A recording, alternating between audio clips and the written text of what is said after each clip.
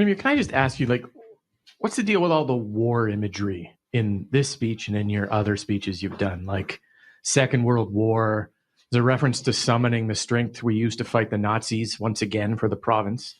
Like, can you just talk a bit about why you're choosing that parallel, given how serious the Second World War was? And that's 25% tariffs, but it's not a war per se, but you're using that imagery. Can you talk a bit about using it? Yeah, I think this is whether it was COVID or whether it's this moment. When we talk about the moments in history, Canadians and British Columbia are all threats to the safety and democracy of Canadians and people around the world. And that is what we need in this moment. We need everybody to come together.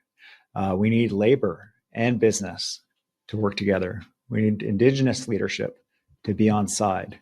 We need all the members of this legislative assembly to work to ensure that we're responding to this. Because regardless of whether your house is bombed or whether you're foreclosed from it because you're fired, makes very little difference to a family. And this feels to British Columbians and Canadians, and I think rightly so, feels like an unprovoked attack.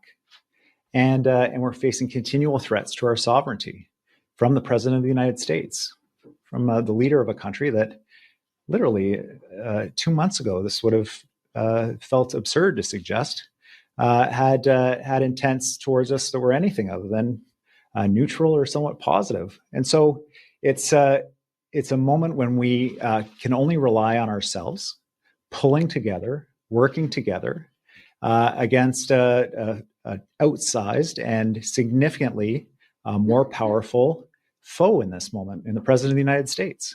And it's not Americans. It's not the friends and families across the border we talk to all the time. It's the President. He's decided to do this to us. We got to work together.